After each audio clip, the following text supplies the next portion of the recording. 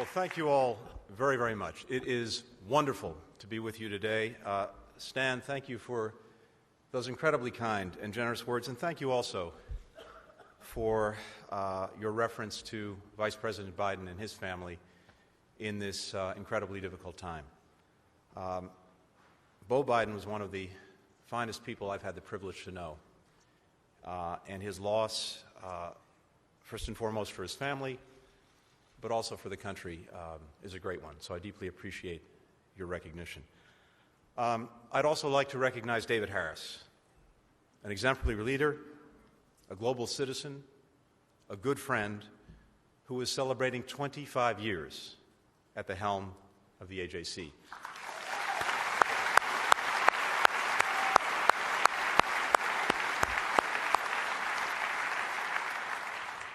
David, congratulations, Mazel Tov. We look forward to 25 more years.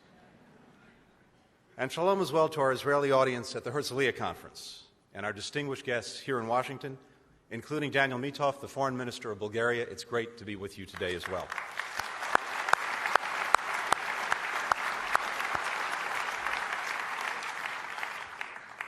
It's a real pleasure to join all of you and to see so many familiar faces, even if mine wasn't the one you were hoping for.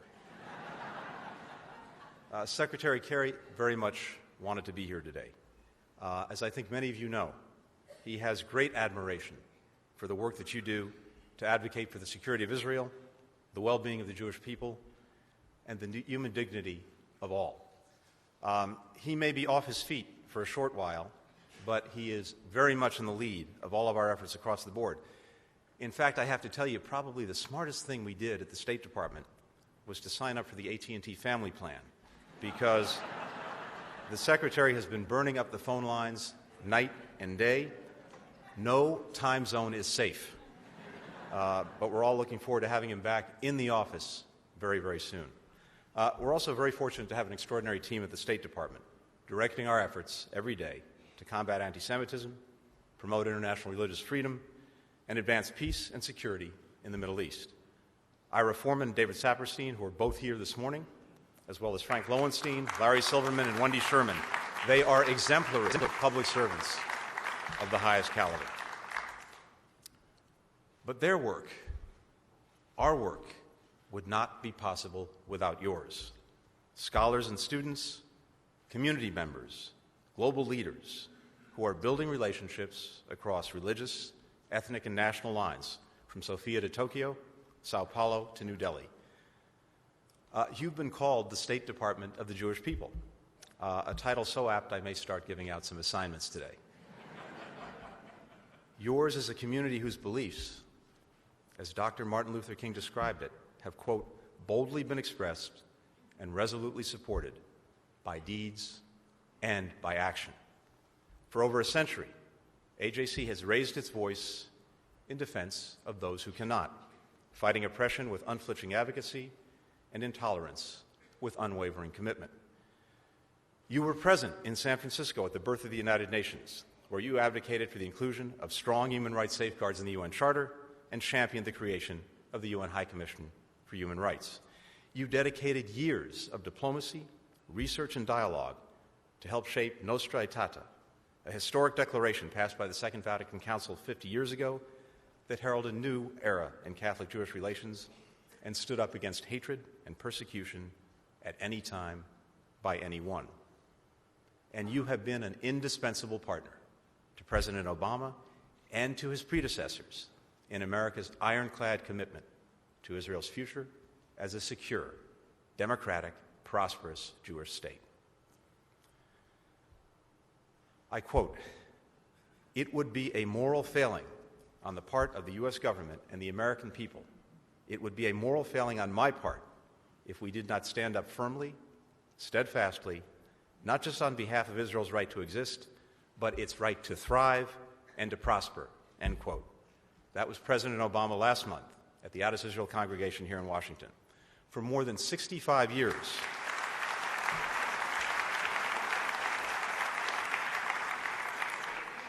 For more than 65 years since Israel's founding, during periods of war and peace, calm and crisis, U.S. administrations of all stripes have backed this staunch, unshakable commitment with concrete support. But no administration and no president has done as much for Israel's security as President Obama.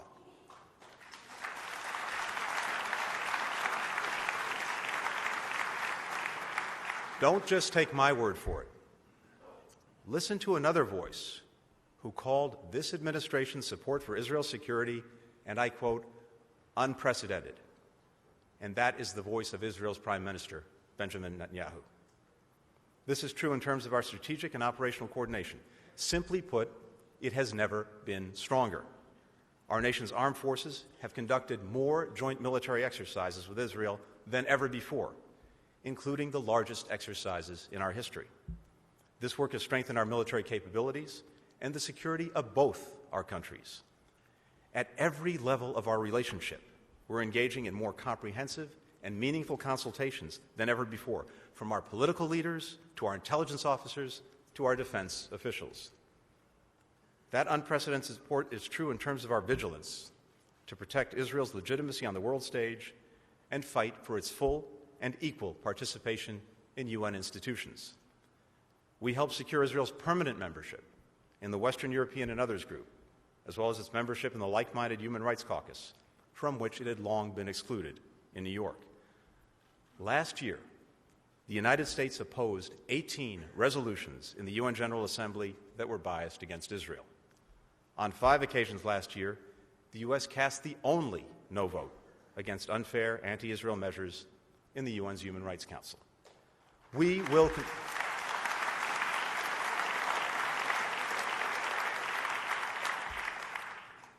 will continue to stand with Israel and against one-sided, biased resolutions, even if we are the only country on earth to do so.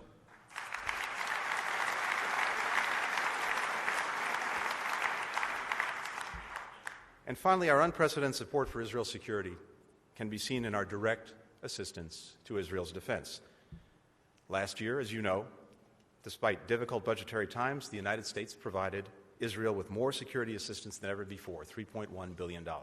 Since 2011, the United States has provided over $1.3 million for Iron Dome, a missile defense system that has saved lives, protected homes, schools, hospitals from a rainfall of rockets like those that fell again just this past weekend from Gaza. To guard against more distant but equally dangerous threats, we've worked with Israel on the Arrow weapon system to intercept medium-range ballistic missiles and David Sling for shorter-range missiles. We've collaborated on a powerful radar system linked to U.S. early warning satellites that could buy Israel valuable time in the event of a missile attack. And we will soon start deliveries to Israel of the F-35 Joint Strike Fighter, making Israel the only country in the Middle East with the most advanced fighter in the world.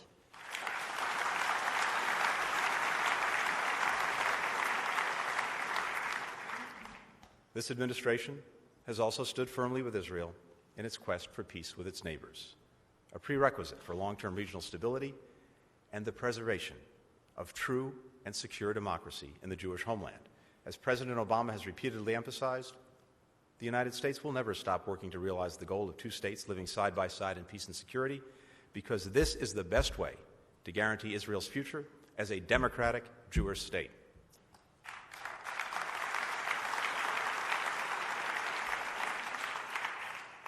Taken together, these examples are reflective of a president and an administration with a deep, personal, and abiding concern for Israel's security and its future. And I can attest to this to you from direct personal experience. Last summer, late on a Thursday, during the Gaza crisis, when I was still in my position at the White House, I got a call from Israel's ambassador to the United States, Ron Dermer. And Ron said to me, "I'd like to come over to see you urgently, anytime you can see me." And I said, "Come on over now." And he arrived at the White House a little later that evening, around 8:30 at night. And he told me that Israel needed an emergency resupply of more interceptors for the Iron Dome system. And the ambassador and Israel's defense attaché ran through the substance of what they needed and why they needed it immediately.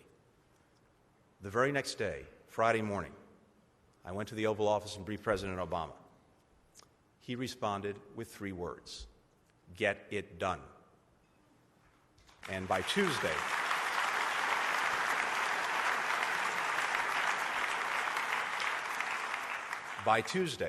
just a few short days later, we had an additional $225 million in short-fuse funding from the U.S. Congress to do just that. The United States and Israel may not always see eye to eye. We may have our differences. But our bedrock security relationship is sacrosanct, and I'm here to tell you it is stronger than ever.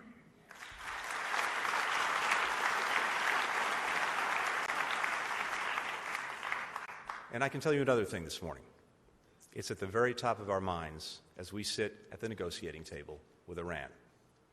The United States and Israel share an absolute conviction that Iran must not, under any circumstances, be allowed to obtain a nuclear weapon.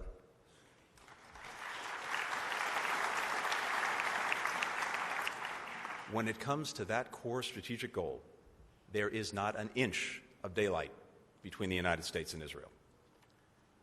Now, we continue to believe that the very best way to prevent Iran from having a nuclear weapon is through a verified, negotiated agreement that resolves the international community's legitimate concerns and, as a practical matter, makes it impossible for Iran to develop the fissile material for a weapon without giving us the means and the time to see it and to stop it.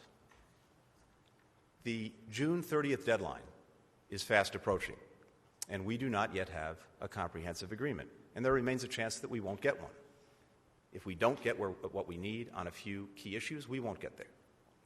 But as Secretary Kerry announced in Lausanne in April, the deal we are working toward will close each of Iran's 4 pathways to obtaining enough fissile material for a weapon.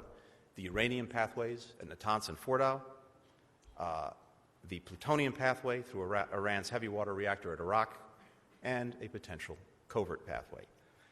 To cut off these pathways, any comprehensive arrangement must include exceptional constraints on Iran's nuclear program and extraordinary monitoring and intrusive transparency measures that maximize the international community's ability to detect any attempt by Iran to break out overtly or covertly. Let me take this opportunity here today to address some of the concerns that are floating around about the deal that we're working toward. And I have to tell you that many of these concerns are simply misplaced and are more myth than fact. First, the deal that we are working to achieve will not expire. There will not be a so-called sunset. Different requirements of the deal would have different durations, but some, including Iran's commitment to all of the obligations of the Non-Proliferation Treaty, including the obligation not to build a nuclear weapon, as well as the tough access and monitoring provisions of the additional protocol, those would continue in perpetuity.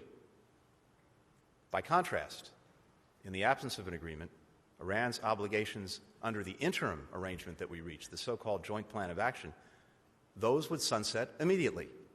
Then, Iran likely would speed to an industrial-scale program with tens of thousands of centrifuges.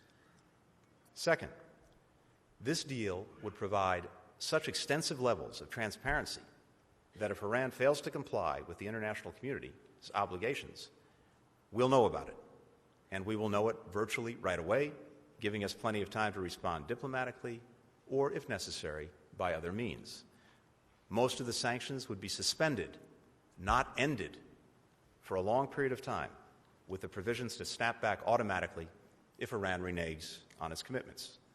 Third, we would not agree to a deal unless the IAEA is granted access to whatever Iranian sites are required to verify that Iran's program is exclusively peaceful. Period.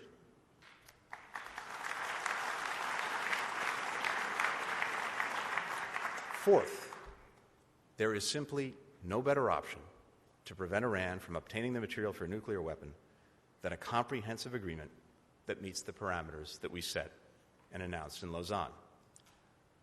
I have to tell you that, unfortunately, It is a fantasy to believe that Iran will simply capitulate to every demand if we ratchet up the pressure even more through sanctions. After all, Iran suffered even more through the great deprivations of the war with Iraq. And despite intensifying pressure over the last decade, Iran went from just 150 centrifuges in 2002 to 19,000 before we reached the interim agreement. Nor is it likely that our international partners, without whom our sanctions are not effective, would go along with such a plan. They signed on to sanctions in order to get Iran to the negotiating table and to conclude an agreement that meets our core security interests, not to force Iran to abandon a peaceful nuclear program. Up until now, we've kept other countries on board, despite the economic loss that it presents for some of them, in large part because they're convinced we're serious about diplomacy and about reaching a diplomatic solution. If they lose that belief, it's the United States, not Iran, that risks being isolated, and the sanctions regime we've worked so hard to build will crumble away.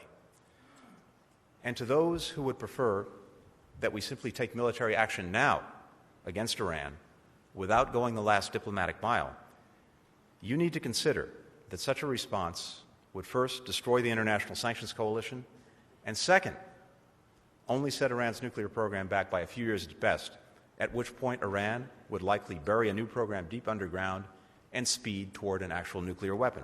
With the comprehensive agreement that we're working to conclude, we have a chance to achieve much, much more than that.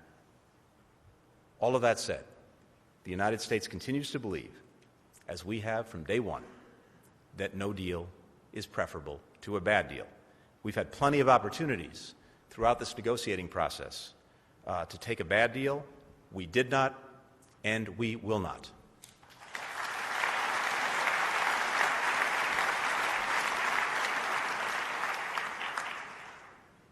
And we know that just like the interim agreement we reached, any comprehensive agreement will be subject to the legitimate scrutiny of our citizens, our Congress, and our closest partners. We welcome that scrutiny, and we will not agree to any deal that cannot withstand it. At the same time, I would say to any opponents of the agreement, if we reach it, you'll have an obligation too. Here in the United States, you'll have an obligation to tell the American people exactly what you would do differently and exactly how you would get it done.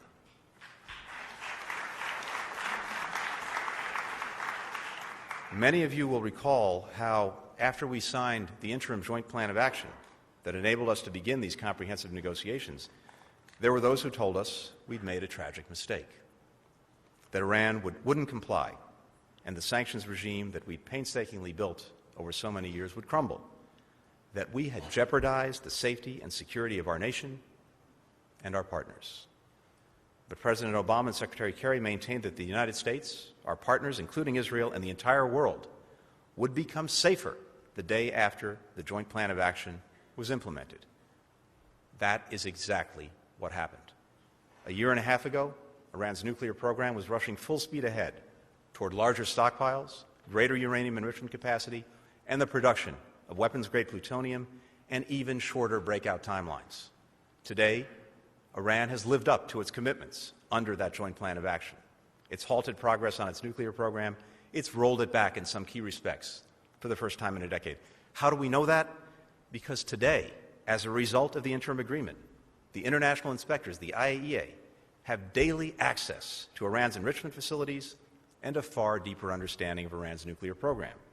They've been able to learn new things about Iran's centrifuge production, uranium mines, and other facilities, and they've been able to verify that Iran is indeed honoring its commitments. If we do reach a comprehensive deal, it will not end, nor will it alter our commitment to supporting those in Iran demanding greater respect for universal rights and the rule of law. And we continue to insist that Iran release Saeed Abedini, Amir Hekmati, Jason Rezaian, and help us find Robert Levinson.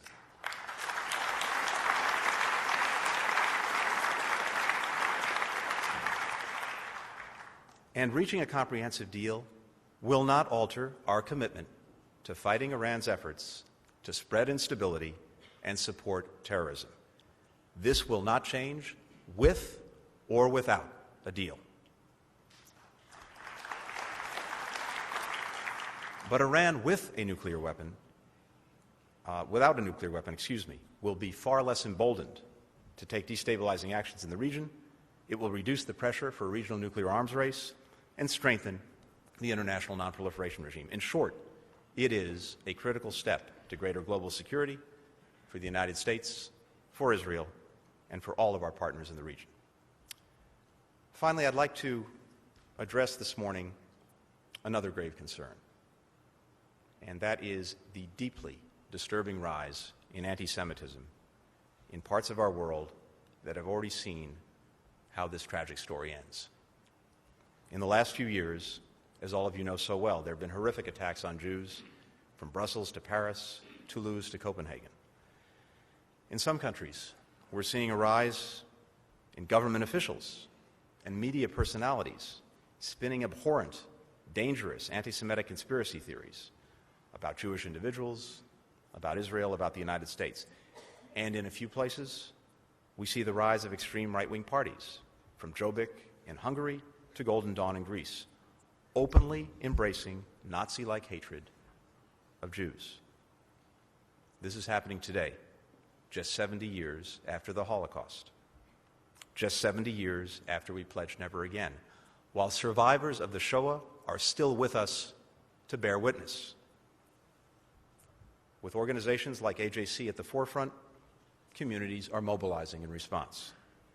In France, Germany, the United Kingdom, leaders have strongly condemned these acts of vile hatred, reinforced security in Jewish communities and around key sites, and expressed their unshakable solidarity with their Jewish citizens. Citizens of many faiths have formed human rings of protection around synagogues in Denmark, in Sweden, in Norway.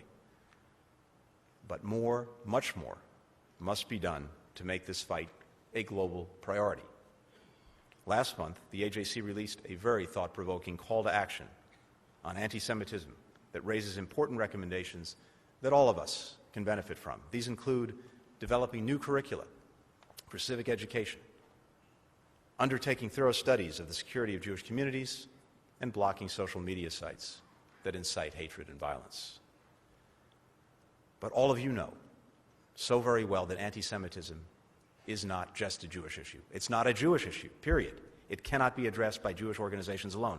Anti-Semitism, like all forms of prejudice, is a fundamental threat to democracies and open societies in every corner of the globe.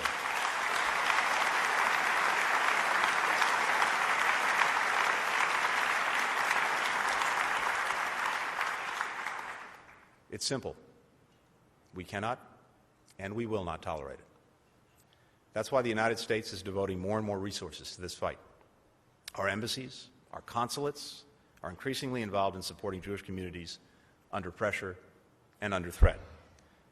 At the UN and other international institutions, our diplomats are undertaking efforts to push back against anti-Semitism, unfortunately on virtually a daily basis. Earlier this year, the U.S. worked with Israel and the European Union to organize the first UN General Assembly session on anti-Semitism in UN history, where people of all faiths took to the podium to denounce anti-Semitism and pledge to halt its alarming rise. And over the last 2 years, our special envoy to monitor and combat anti-Semitism, Ira Foreman, who's with us today, has traveled to 25 countries and 37 communities to discuss the deteriorating situation and find new ways to combat anti-Semitism wherever it exists.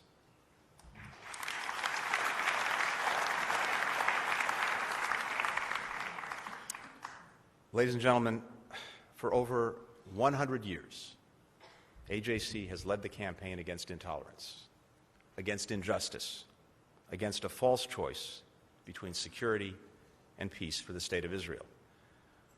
For what AJC has always known, and what the world must now understand, is that these issues don't just affect someone else's freedom, someone else's dignity, someone else's safety. They affect all of us, each of us. They undermine our security, they defy our humanity, and they call into question our most basic values. And they're personal. And I have to tell you, they're personal to me as well. Last summer, at the height of the conflict in Gaza, I exchanged emails with a cousin who's been living in Tel Aviv for nearly 30 years. She wrote to me and the rest of our family about living with the constant worry for her children, especially her eldest son, who was training for the engineering unit that would be deployed to uncover tunnels and dismantle bombs. She wrote about living with the fear that terrorists were tunneling underground and could kidnap or kill her fellow citizens. She wrote about transforming their storage room back into a bomb shelter, about cycling to work with one earbud out of her ear so that she could hear the air raid sirens, about living on a 90-second timer, because that's how much time you have to get to a bomb shelter when the sirens go off. As I read her emails, I thought of the mothers and fathers in Israel who send their children off to school or military service and endure each day in the desperate hope that their sons and daughters will be okay. I thought of the mothers and fathers in Gaza who faced their worst nightmare when their children were caught in the crossfire. And I thought of how these parents share more experiences in pain than they do in joy, and how it must be, how it can be, the reverse. This is not naive optimism or false hope, but rather the conviction that the steps we take today, together, can make all of us more free and more secure. The conviction that a two-state solution is the best and only way to preserve Israel's future as a secure, democratic Jewish state, as well as fulfill the rightful aspirations of Palestinians to a state. That a verified, negotiated, comprehensive agreement is the best way to prevent Iran from obtaining a nuclear weapon. And that our united stand against anti-Semitism is the only way to uphold the democratic values on which our societies are built. As they have for over a century, the voices of AJC remain essential in shaping this future, in setting us on a better course. It is daunting, it is uncertain, but we pursue this better future with courage and commitment and the confidence that comes from being with you in the very best of company.